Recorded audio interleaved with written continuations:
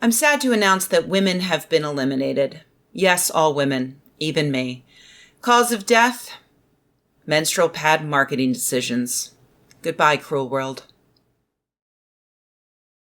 This news comes to us courtesy of Julie Bindel, an apparently prominent feminist in the UK. And you know what that means. There's at least an 80% chance that she hates trans people. Because TERFhood is like a fucking bacterial infection over there. It's like as if Andrew Wakefield had once done a study that's since been retracted that said that transgenderism causes autism, and all of the feminists in the UK just believed it. And now we have to deal with this. Honestly, it's exhausting. Sure enough, Bindel, so named for the handkerchief on a stick that hobos used to carry their harmonicas around in, is quite upset about trans people. Particularly, she writes in The Telegraph that trans people have influenced Always, the maker of female sanitary products, into removing the Venus symbol from their packaging. Always has also pledged to write on each package that there's no such thing as a woman anymore and that biological sex is a lie. Oh, sorry. No, actually not those last two things. Just the first one. They're literally just removing the Venus symbol from their packages. I was really confused by this because here in America, the Always package doesn't seem to have a Venus symbol on it. It's pretty plain. Like there's the logo, there's a nice color, there's an innocuous pattern in the background, and the pads themselves have always just been wrapped in plain or pastel colored paper that used to sound like a jet engine when I was in high school and had to unwrap one in the stall while my friends snickered outside by the sinks.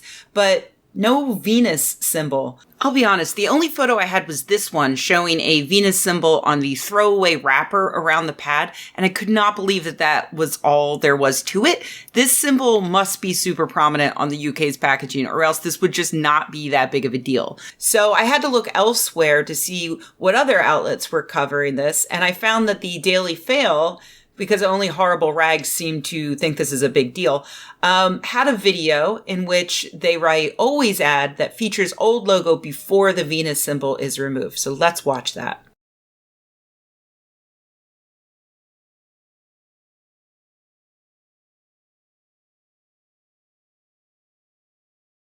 I have watched this ad 9 times and I still have no idea where the symbol is. Over on the Metro, because again, rags, they have 2 photos. One of the exterior packaging, which again, I cannot tell has any Venus symbol. And the other is that singular piece of trash with one Venus symbol on it. So I guess that's it. That's what the TERFs are upset about. Literally a disposable wrapper with the Venus symbol.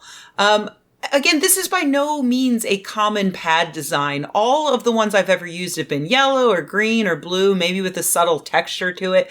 And I can't believe that for all this time, like 25 years, I've been using a product that made me less of a woman because it didn't have the Venus symbol on it. Oh, tragedy. For real. This symbol isn't like a beloved logo for something that's been around for decades that's suddenly being torn away. Like, oh no, my mother used the Always pads with the Venus symbol on them, and her mother before her, and her mother before her, throughout my family's many generations. How dare you remove this beloved heirloom from us? No, it's just a pattern on a fucking disposable menstrual pad that probably hasn't even been in use for very long. You insane TERFs. Here's something that I guess makes me a little different from Bindel and the other TERFs who are clutching their pearls. I don't actually need a product to be coded with what society has determined to be female in order for me to purchase and use it. I don't need for my disposable pens to be for her. I don't need my earplugs to be pink, or for my beer to be for chicks, or for my microscope to be... You know, actually, that's kind of cute. I would buy that. But it used to be that when hardcore feminists like myself saw these types of things, we'd point out that it's actually pandering, and only serves to reinforce tired stereotypes about women. Hell, Gillette put out a razor and they called it the Venus. And the whole point of it was that you don't need to use shaving cream anymore. And I thought it was the grossest thing ever because the commercials implied that women were too stupid to use shaving cream. And suddenly this razor is supposed to empower us. And it was insulting. But then I used it and I kind of liked it and I stopped using shaving cream altogether. But that's because hair conditioner is better and cheaper anyway. But my point stands. You can't just brand something as feminine and sell it to me without me being annoyed that you are commercializing a stereotype about me. And you also can't brand something as feminist without annoying me because you're belittling and cheapening my own deeply held beliefs about ethics and human rights. Bindle is not like me. So she whines that trans activists have made wholly unreasonable requests that companies immediately capitulate to.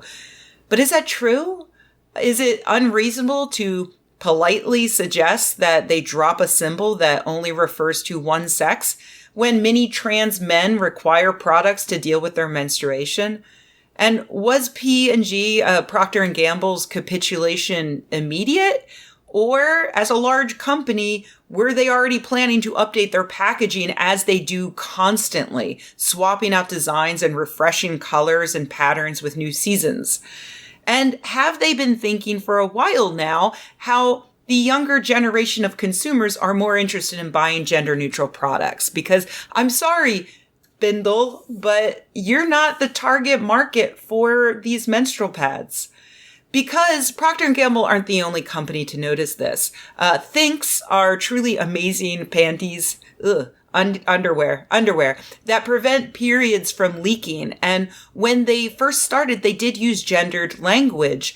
And trans men pointed out that they would love to use these products. So Thinks started selling more unisex designs and using non-gendered language. And maybe somewhere a TERF suddenly felt like less of a woman. But me, as a cis woman who uses these products, I felt absolutely fine. It didn't hurt me in the least that non-gendered language was suddenly being used to sell this product. And somewhere a trans man did feel more comfortable buying a product like this that would substantially improve his life. And so it's a win-win. Pretty much everybody is happier, except for that one TERF somewhere for some reason. So yeah, it's nuts to me that a company can change the pattern on a disposable menstrual pad and Julie Bindle loses her fucking mind, saying that they are, and I quote, eliminating any mention of the female sex. Like the next time I go to buy tampons, it's going to look like some sort of classified document with blacked out boxes all over where female used to be. Only for women. Like, it never said that. It doesn't matter. You know what a tampon's for. Bindle also takes time in her important screed to complain that terms such as pregnant women and breastfeeding are now transphobic.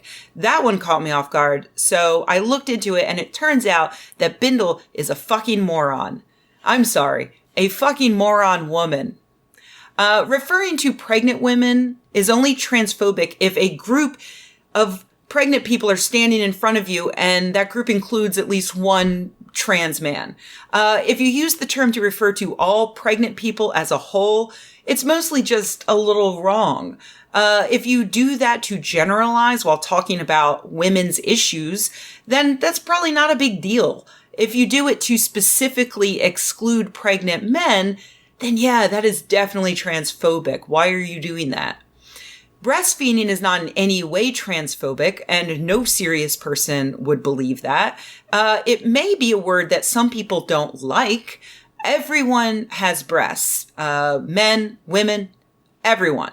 But breasts have been coded by our society to be female and sexual, which is why some men may be embarrassed to contract breast cancer. Maybe some men with breast cancer would prefer to call it something else. In the same way, maybe some men and women might prefer to not use a word that is coded as both female and sexual when nursing their children, which, by the way, both cis sexes can do.